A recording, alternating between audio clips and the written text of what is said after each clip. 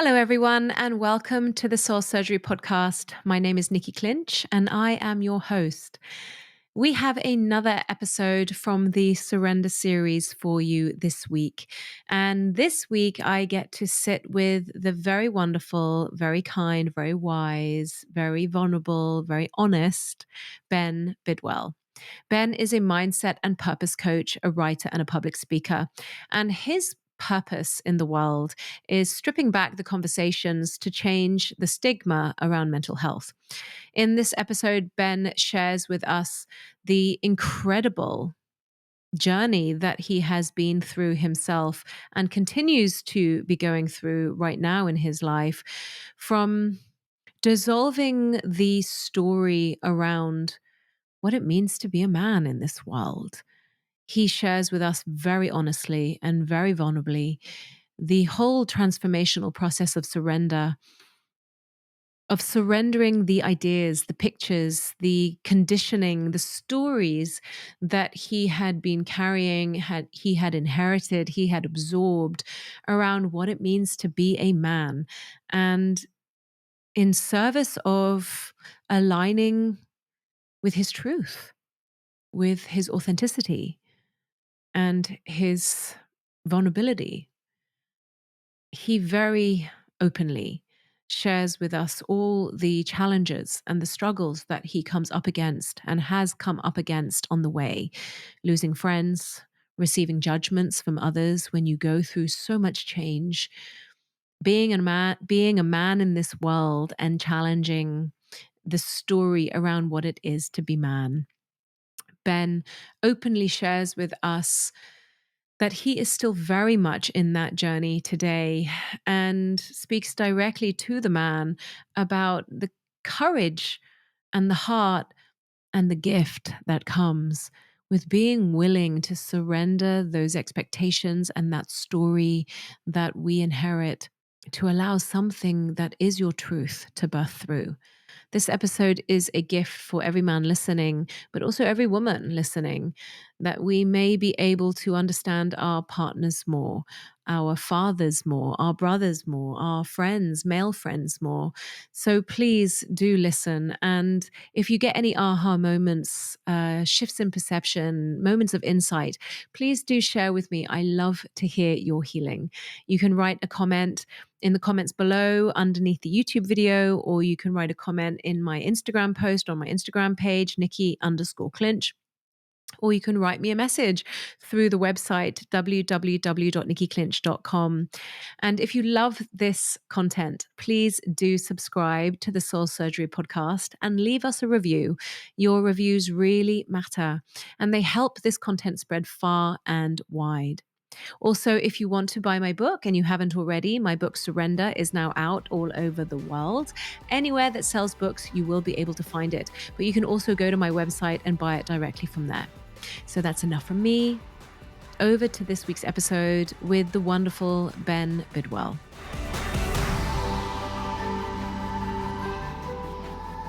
Hi, Ben. How are you doing today?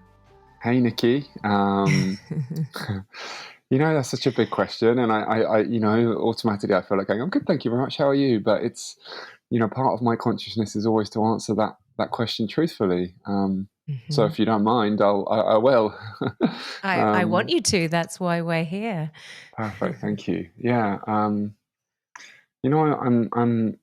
good.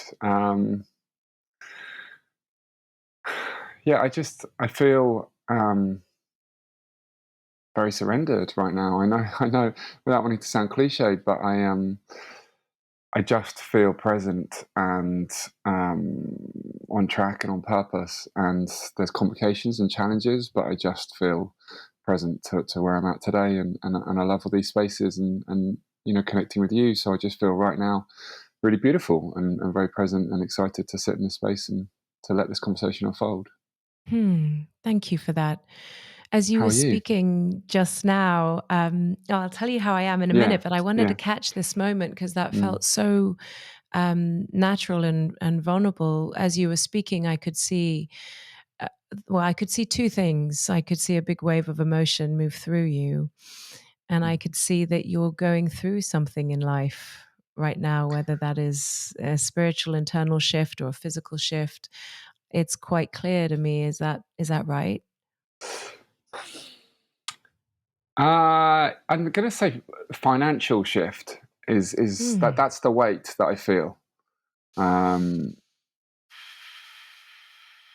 because it's been a tough 18 months. It's been a really mm, tough, and my business has changed a lot, my structure, and I feel like I'm carrying that weight, and I don't feel quite as free as I'd like to. Um, yeah. but my surrender work is letting go of that and trusting the process, and working on or putting the energy into the work that I need to do right now to change that situation. Um, Yes. but it does carry a weight. Yeah. So and of course I'm always evolving. There's work for me to be done, work for me to do on my money mindset, and Hmm. making that part of my life come alive. Um, Yeah. so always growing and evolving with that. Yeah. Yeah. So, when I first invited you to come on here, I wanted to speak to you about your biggest points of surrender in your life. Would you say that this is one of them? Oh, one one of many, I'd say. Yeah, yeah. Yeah. I'm learning like surrender is such a typically unmasculine energy in theory. It was if 10, 15 years ago, if someone said, surrender just wasn't part of my vocabulary. Now it's Yeah. part of my everyday life. Surrendering, it starts with me in surrendering to the inner critic that tells me I'm not good enough. Yep. Um, that tells me all sorts of stories that I'm of low value. That all the stories that the inner critic comes with. It's been telling me that for years. So that for me was where my surrendering had to start, was to say, hey, I hear that voice, but it's not me. And I'm Yes. I'm surrendering to that energy and moving on, playing a different game to its tune. Yeah. So It is. It's an absolute dissolving process, isn't it? Because so much. One thing that always kind of blows my mind is whenever I ask anybody, "Do you want to be free?" mm, Everybody will always say yes. mm, of course. I haven't met anyone yet that has said no. Everybody will say yes. But what that really means is a whole nother story. What it takes to really become free is a whole nother story. And as you're speaking, you speak about it so eloquently. It's everything from the inner critic, to the stories, to the conditioning, to the patterns, to the identities that you have known yourself to be. Totally. And as you say that, that opens up so many areas. I guess what I feel like saying at that point is, my the biggest acts of surrender that I've had to do in my life have been really around masculinity and the definition of who I felt my identity needed to be. Yeah. Um, and that has been huge. Um, I'm an entirely different person to who I was.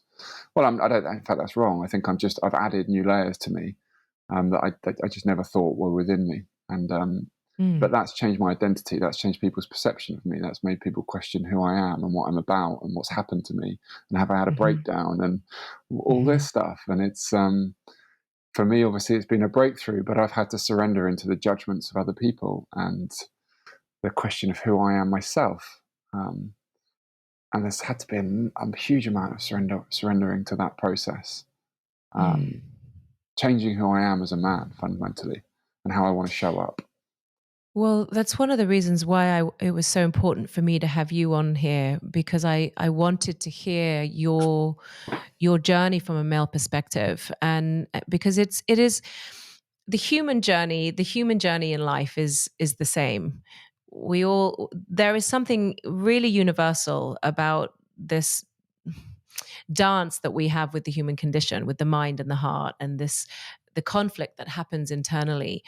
But the perspective between masculine and feminine is quite significantly different, and from where we look, the eyes in which we look through when we see the world, and particularly where we've come from. So, I really want to hear this perspective from you. When you say who you are as a man, like before the shift, who were you? Who were you as a man? I was who I thought. society told me to be, which wasn't my true authentic self. That was, a stereotypically conditioned man. I'm gonna say, because Yeah. I wasn't strong enough to authentically be me. I surrendered, and I lacked the self love and the sense of value from a young age. So I went all in on trying to achieve it from everyone else, and that meant Yep. looking around at society and saying, who does society think I should be as a man to thrive, so that I can feel validated. And I always come back to the same examples. But for me, growing up in the '80s, I saw James Bond and Rambo and Terminator, and here were these men who appeared to be thriving. Here were the heroes who never lost, they never failed, they were never vulnerable. Or they might have had vulnerable moments, but they would never accept or shrink into that vulnerability. There was always so much bravado and strength, and they've got this, and nothing will phase them, and they'll get the girls, but they won't really want the girls. They'll just throw them away when they don't want them, and a new one will come in, and they'll be Mm. strong and tough. And Mm. all of this stereotypical, and that was always presented as though, wow, they're the men, they're the guys, they're the heroes. Yep. And inside of me was this little boy who was born to a mum who worked as a nurse, whose energy was so strongly associated or connected to love and connection and empathy and kindness. And I loved that in her. Like, I really loved Mm. it. I was so drawn to her. And that energy from a young age, but society said, no, you can't show that, but Ben, that's not for you. Mm. So I was really in conflict of really needing to be, or my perception was needing to be someone that I really didn't want to be. And that's how I lived for 30 years until Mm. I went on the journey of kind of self-discovery and learning actually who I really was, not who I learned to be, but actually learned who I really was, uncovering the layers. And yeah, very different person now. For me now, there's an integration of my feminine energy, and in the past, I was all in on the masculine. I was all in on the doing, the taking action, the being strong, tough leader, or trying to be. Mm. And there were parts of me that were that. There were, of course, like I did have that in me, but it's just I'd entirely blocked out the other aspects of me, the feminine energy that was within me naturally that I adored. And Mhm. so now the journey has just been about allowing the feminine into my persona, if you like, and to allow that to be part of me, and Mhm. trying to help the masculine flourish in a healthy way, not in a conditioned way. So when you speak of your mother, I can feel the love so much. And I've seen you post about her as well, particularly recently during the pandemic. How about your relationship with your father? Yeah, um, it's very difficult, um, because for a while, like the energy that I carried with me, and I really don't mean this disrespectfully, but was that the man that I wanted to be was the man that my dad wasn't. And I'd Yeah. hate for him to hear that, because I'd carry no blame on him. He did. Yep. I should start in saying my dad did everything, and he was an amazing man in so many ways. He really was, and he is, he gives so much love in the ways that he knows, and kindness, um, and support for the family. He really Mhm. does. Um, but he grew up in an era that did teach him to man up in an unhealthy way, Yeah. to see the world as a dark, dangerous place, and to not feel safe, and that love was a luxury, not a human value, a human part of our psyche. Yeah. Um, so I never saw emotion from him. I never felt emotion, and so I have a lot of respect for him, and I know he did the best he could, and he still does. But maybe I don't see him in the same way of humanness like I do my mother. Um, Yeah. I don't know if that makes sense. It makes perfect sense. You'd be amazed actually how often I would say in all the years that I've been working with people, one of the most common things that I see is when we create our lives trying to not be one of our parents. Mm, And our whole life is about being not our dad or not our mum. And we literally will create an entire identity, an entire life of not being that. But when we're not being that, we're so consumed with not being that, we're not being ourselves. Mm. So Mm. everything is about a rejection or a form of resistance to something that we don't want to be. Yeah, totally. And I feel that. I feel Mhm. that. Yes. Yeah. And it's not flow, is it? It's not a state of flow. No, it isn't. In fact, it's a fight, and it Mm. takes an enormous amount of energy and power to keep up the jig. That's what Mhm. I call it. It's like a character in a play, and we don't know it. We think that's who we are, and as we get older, it just takes more and more energy to try and keep this thing up. And after a while, if we're lucky, life may come along and give us something to make us stop or slow down or question. Hold on a second. Whoa, what am I doing? So Mm. what was that No. moment for you? What was the beginning moment for you? The beginning moment began at 18, but it took 12 years for me to surrender into Mm. it, actually. Um, Otherwise, the first time I had sex, I struggled to orgasm, and that was my experience all the way through. And Hmm. the funny part with it, um, maybe not funny, but I guess I can laugh at it now, but was that, I got, there were lab points around this. There was fist pumps, there was celebration, there was laughter, there was, um, my friends used to call it a gift, that I could keep going, and that they faced the opposite problem. And that probably became part of my identity in my 20s. Um, and It was only when I got to the age of 30 where I was like, is this really serving me? Is it really my values? Like, I wanted to have kids, and I wanted to have a sexually fulfilling relationship, and it interfered in some of my relationships, or even potential relationships. So it did get to the point where the pain did outweigh the pain of change did outweigh the pain of staying the same. So Mm. I became willing to go on that journey, but really the journey was only, in my mind, was purely around sex. It's like, I'm going to become some kind of sex guru, not I'm going to do the emotional work and open up to the truth of who I am. Yeah. And if I knew that, I would have said the work's not for me. This is why I'm Yeah. fortunate, and why I understand it's so hard for men to do the work. Um, Mm. so yeah, that's what took me. And even then it was by chance, because I lived with a professional rugby player, and he started working with a hypnotherapist to help him overcome an injury. So the hypnotherapist would come to our flat, and then I would kind of almost joke and kind of laugh at some of the stuff they were doing initially. And then it suddenly kind of clicked to me. I thought, well, hang on a minute. Have I got an injury? Could she help me with my situation? Maybe I should start doing something around this. And that was my first act of vulnerability, but one that I can really recognize, where I softened and sat with her and said, I know you're working with Ollie, but do you mind if I just share something with you and wonder if you might be able Mm. to help me? Mhm. She was like, of course.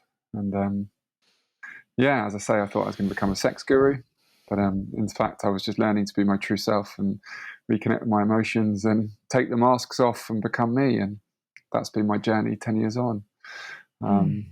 and I've written letters to that. It's got a terrible name. Retarded ejaculation is how science refers to it, or doctors refer to it. So, God, is that really what the name is? That is yeah, terrible. I That's know. just an awful label. Oh, it's shocking. To the extent I've written a letter, dear retarded ejaculation.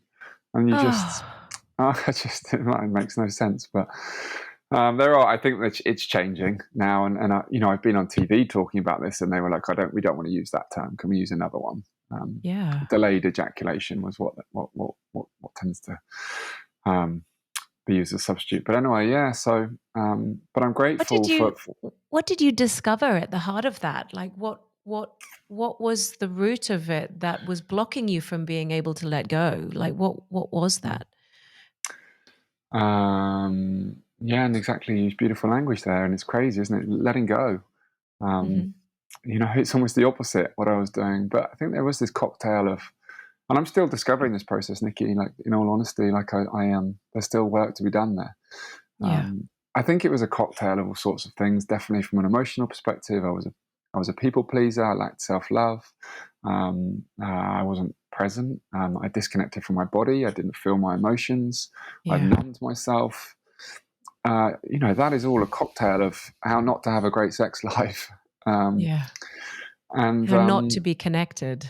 and not Yeah. to be connected. And connected Mm. is my thing now. It's like all of my passion, because Hmm. I think it's all I ever wanted to be, and I taught myself to Hmm. be the opposite.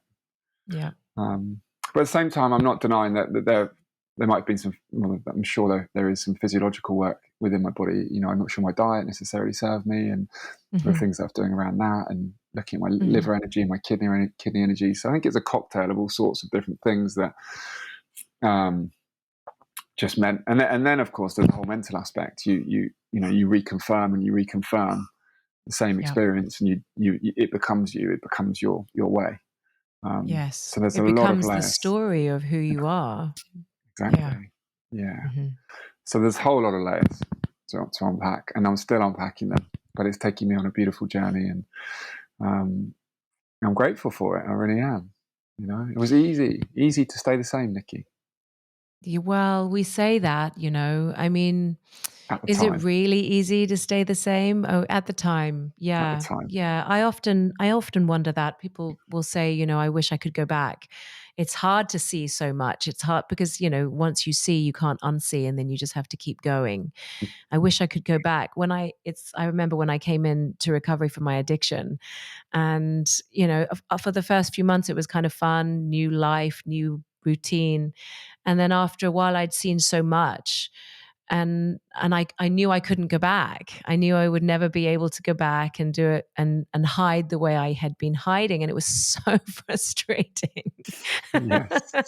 You can't. Your consciousness has blocked you from being able to be blind Yes. in that That's because way. it's your truth, and it's your truth. And you can't turn away from your truth in that sense, for me, anyway. Yes. Yes, So I I totally hear agree. you. I Absolutely. agree. And it is a rocky road, isn't it? It's not the easy path I in definitely don't that think it's the sense. easy path, but I do think it takes time, but the gifts far outweigh the struggles. And in that sense, it does become your easy path. And I totally know what you're saying. Would I do this again? Absolutely, every single time, because I live with the relationship that I have with myself. And Yeah. ultimately, the relationship I have with myself is a way better one than how it was. So that is my be all and end all. It's Mhm. my starting place. And yeah, I never want to go back to that place where I have to chase because I have no relationship with myself. Yes. However comforting or less dramatic, or not dramatic, but less, you feel in this space, and feeling brings challenges and Mhm. difficulties and judgment and Mhm. everything else.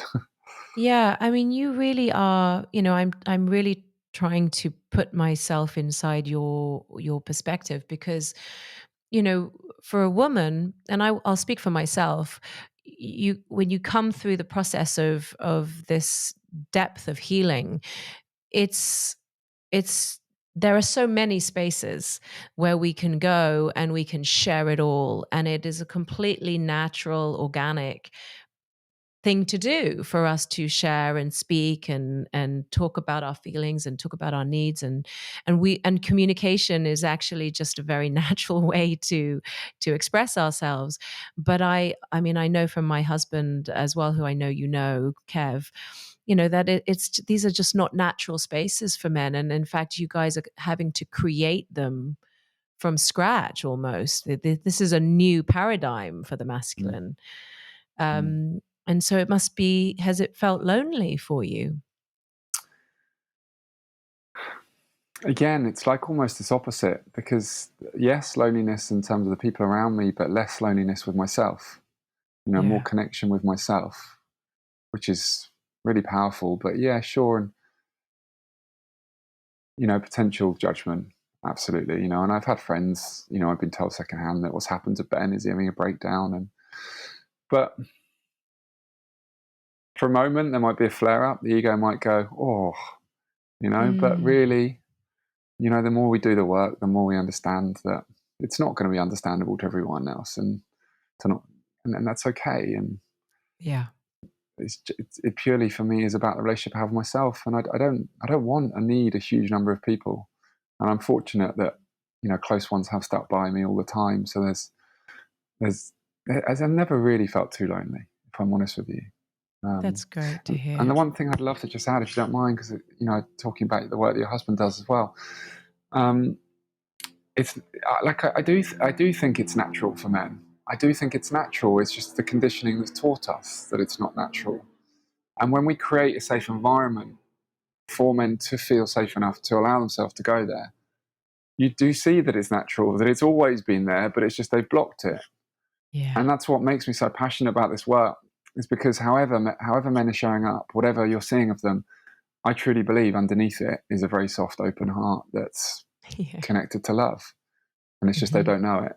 They've just been conditioned to not see that, to not feel into that part of them. Hmm. Um, so I do believe it's natural. It's just not conditioned, and that's difficult because conditioning often can become way stronger than what is truly natural to us. Yes. Thank you for correcting me and for saying that, because that is such an important thing for every man to hear who's listening to this, and also every woman to listen to this, because you're absolutely right. And we live in a world that celebrates the opposite. And every time you have a moment when you might be able to reach another man and he has an insight or an aha moment, oh, this is natural, this is inside of me, and then the world will try and celebrate the opposite. It's so confusing. So you can never say what you've just said enough. I mean, it just needs to be spoken so often. And I think for a woman, that's important for us to hear as well, about our partners, about our men, that it is just as natural to communicate in this way. Even we can be so quick to go, oh, no, this is what we girls do. This is what we women do, not you. Um, and so that's so important that you say that. And I just think that we are in a process of just enormous evolution when it comes to the sexes. We've almost been at war with each other, and now we're coming through something, and there's a redefining of what places we can take to stand in. And so I guess when you going back to the beginning, when you were speaking about money and you were speaking about the shift in the last 18 months, it seems like you're finding, or you're being taken to a new place to stand from all the work that you've been doing. Yeah, I feel like there are still ways for me to step up, Nikki, for sure. I've done work, but there's still a long way. The work continues, absolutely. And for me to sexually too, for me to really step into myself in my real truth is to let go of the blocks that I've built up around sex and money. And actually, the two are really integrated as well. Interestingly, They and are. I have no doubt as one block falls away, the other falls away too. And I'm really excited about that because I do, I've built a relationship in myself that knows that I'll do the work. Um, so for me, it is a matter of time, but it's managing the frustration of wanting it now. Yes. Because everyone else seems to have it now. This is what the mind says, and come on. Nobody has it now. No, I know, and it's today, and that's what matters, and that's the work for me constantly as well, surrendering back into that. Yeah. Yeah, So money and intimacy are the identical relationship. They're a complete mirror to each other. In fact, I did a whole podcast called Money and Intimacy, because I it need to is listen. it is yeah, it is literally an identical mirror. So the relationship that you have with intimacy, which is often mirrored from either the core relationship between your mum or your dad from very, very young, your relationship with money will be an identical one. And so the patterns that we have in sex and with people and with connection will be the same patterns with work and expression and spending and non-spending. And it's just like, it was such a huge aha moment for me when I realized that. It was like rocks falling from my eyes. I can Yeah. imagine. I can really imagine. Yeah, and what a beautiful thing to release. And I see you showing up like that. I see you. I see you as a strong businesswoman. Who's Hmm. who's got got that piece together. And of course, you'll know challenges too, but Hmm. I see that in you. So and that inspires me for Thank sure, you. because I know it's possible for me too. Yes, it Uh, is. mm, Absolutely. And as it's so interesting because as you were speaking, when I hear you, I just hear a thread through the whole thing. It's the one that was trying to not be your dad, and then you speaking about the delayed ejaculation, and then you speak about um where you are now in the world and with money. It almost feels like the same thing, is that this expression of this power that is so organic and natural in you, that is yours, it's authentic to you, that really it's all the same, it's the same expression. And it takes time to really realize that you can stand in that mm, and hold that space regardless of the judgments, regardless of what other people think and say, that yeah, actually you will lose people. That's one of the hardest things, isn't it, when you realize you lose people along the mm, way. it is. It is. Again, in kind of a way, like you said before, where yes, it is hard, but it's also easy too. It's is that it's hard for me in my language. It's hard for my ego, but it's good for my heart. The Ah, truth of who I am, yeah. because do I want to spend time with people who aren't right with me? Is that good for my energy? Like Mhm. for me, the whole process, the more you become yourself, sure, you lose people, but it's a filtering. It's a healthy filtering process, and I want to limit the number of people in my life. I don't want to energetically be pulled everywhere by lots of people. I want to have a few who are tight, and I want to Yeah. connect deeply with them, and Mhm. that's all. So it is hard for the ego and the stories and the rejection and the am I good enough and all the stories that can come up for anyone around that space. But that's not how I want to live. I don't want to tune into that energy. Yeah. Um, And again, that goes against everything we've been taught, is actually mm, not lots and less quality, but less people, but really, really, really high quality connection. yes, yeah, Yeah. yes. That's absolutely my way. I don't have the energy, and I think this is part of it. Like when like empathy, vulnerability, truth. It asks for you to show up and to really go there with people, that because that's you're getting something out of the relationship, the connection in that moment when there is that level. And when you go there, it doesn't it it it takes me away even more from the I don't know, let's call it the basic conversations where perhaps you're not so in tune with someone. You realize how valuable the true connections is, and you realize how little the other ones impact you.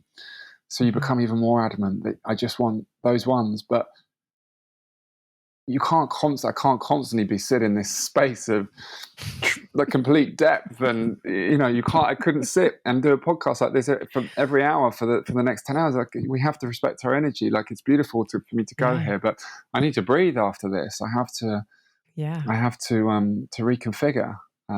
So I don't want to be doing that all the time. Yeah. I need my space too, Yeah. as And much as I love it. that's balance, That's why, Yes. I mean, that's this I was saying that we got up early this morning to go and watch the football. Like, I'm not a big football fan, but I have these conversations a lot. Yes. I'm like having these really deep moments with human beings a lot every day, and it is so wonderful just to get up and to go and scream at a television and jump around like a monkey. Absolutely. Totally. Yes. and have those moments of just play and aliveness, and I just think it's so important. And then again, you've got the forest behind you. I literally have the rainforest behind me. It's nighttime here. Mm, To be quiet in nature, to be in solitude, is so important too. yes. God, yeah, totally. Yeah, really beautiful. Whereabouts do you live? Well, at the moment I'm in London, and actually when you said about the shift, um, London's really stopped feeling like my home for a while now. But I own a place here, and Mhm. um, but energetically, it's not. As I sit here now, I can hear the sirens whizzing past my front door.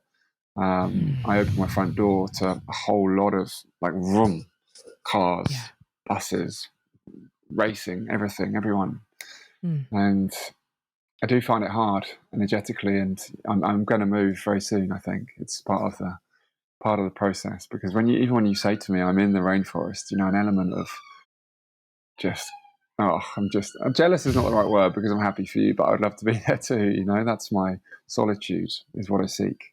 Yeah, I Peace, can hear a presence. soul calling for you. Mm, mm. Is there a particular place that you're feeling called to?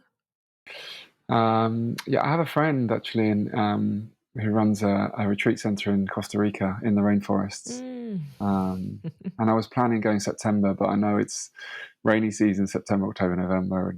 And so I think maybe in the new year, Costa Rica in the rainforest, and it's a cliche, but just to be at one, just not to be pulled anywhere, just to Yeah.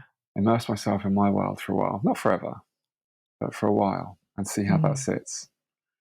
Um, I've seen so many people moving to Costa Rica this year. I have some really good friends there mm, too. yeah, And I've spent some time in the jungle, and it's like nothing else. It is mm, absolutely still and quiet, and you forget about this noise that once was everyday part of your life. It's yeah, like, I remember I sat with a shaman in the jungle in the Amazon, and he had wisdom like he'd read every single spiritual book there was on the planet. And mm, I remember saying to him, what did you read? Where did you learn this? And he said, I've read nothing. I've just learned from the plants. I just sat with the trees. wow, Literally, yeah, his father took him into the center of the jungle when he was 12 and left him there for a year. And he just sat with the trees and listened to the plants. And he learned everything that we all desperately strive to learn. It's just it's medicine. oh, it is medicine, isn't it? And like you say, like, so peaceful, so quiet, but also so alive, isn't it? Mm. Everywhere you look, and that's really what I seek. As I look out the windows now, I see buildings, I see bricks, and it doesn't feel alive.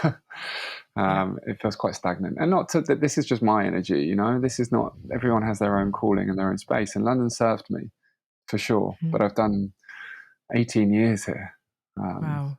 yeah, and over the last 18 months, it's shifted a lot. We've all been asked new questions, and yeah, that's definitely somewhere that I'm at, um, Hmm. letting go of that energy.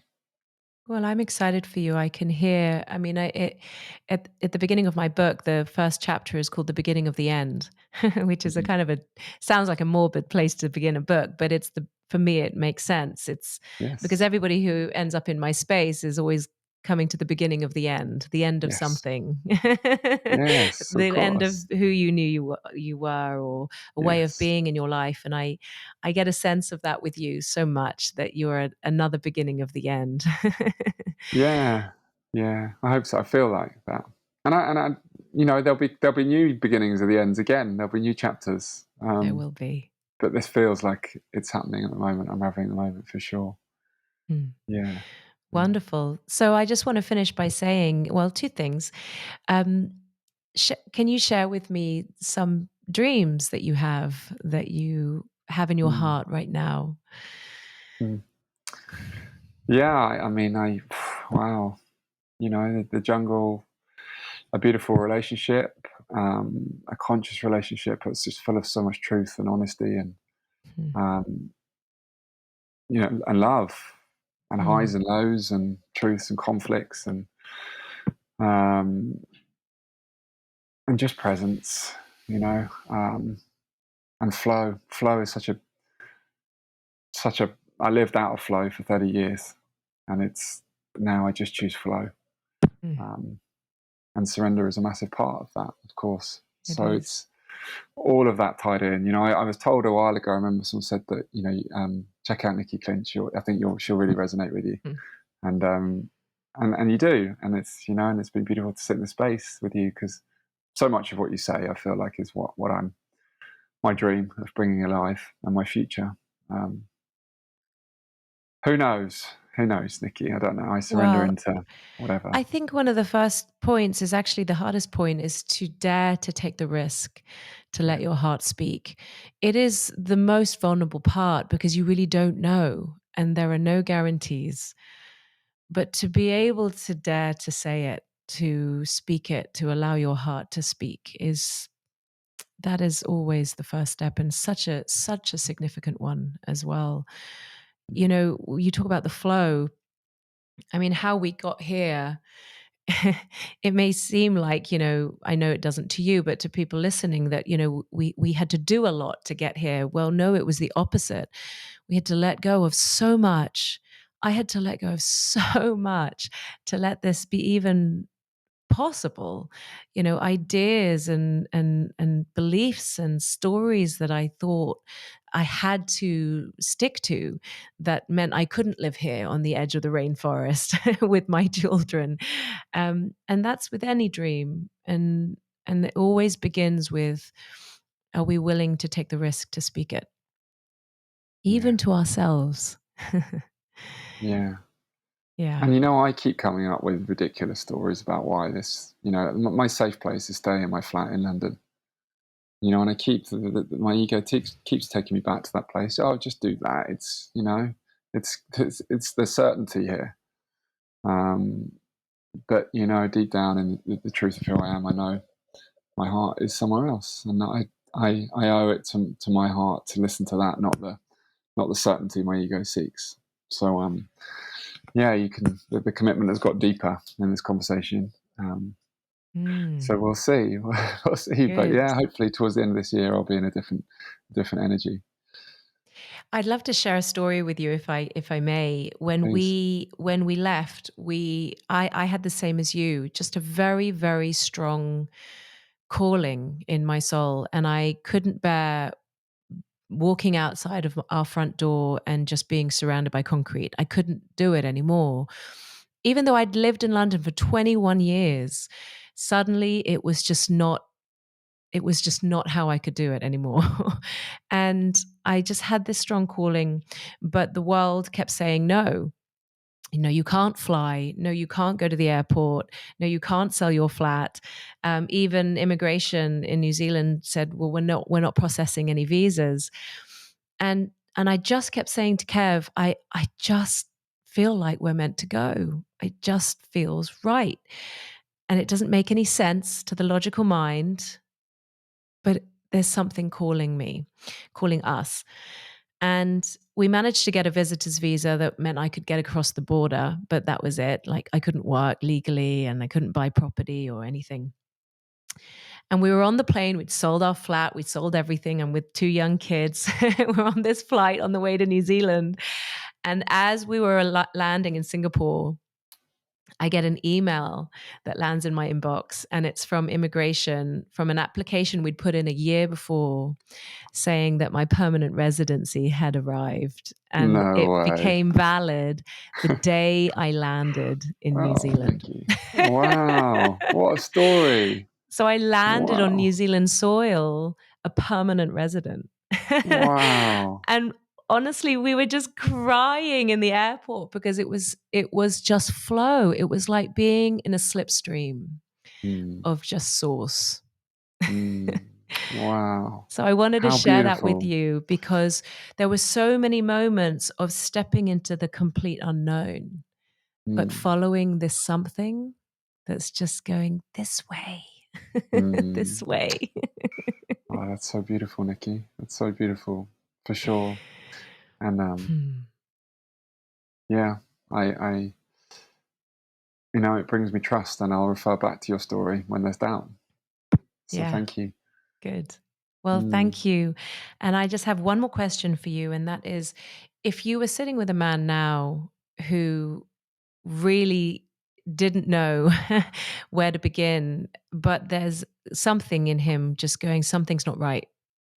Something's not right. I don't think this is who I am. What would you say to him to mm. begin this journey, to begin trusting something else? Intuitively, what comes to me is just sit in the space and let him know that he's about to go on a beautiful adventure if he's willing. Mm. Because that's the start. It's that surrendering to that process and that moment, saying, just recognizing something's not right. Because most men don't get to that point. Mhm. Even some will take their lives ahead of getting to that point. Mhm. Yep. And so that when I hear that, it's like that recognition. If you let this, if you're willing, you've got a whole new world out there. Mm. And it's not going to be easy, like we said before. It's not going to be easy, but it's going to be worth it. And yeah, just let's do this. Yeah. Aw, Yeah. beautiful. Thank you. Thank you so much, Mm, Ben. I've really loved sitting with you and learning more about you and meeting you more on a deeper level. I'm excited for you. mm, I think I get it. Goosebumps. I can feel it. I feel like you're at a really exciting point in your life. I look forward thank you. to seeing how you flourish and thrive and grow over the next years. Oh, Nikki, thank you so much, and thank you for just letting me sit in your space and feed off your energy and to connect. And it feels like it's been a long time coming, but it's been my pleasure and my honor to sit with you. So thank you. Thank you very, very much.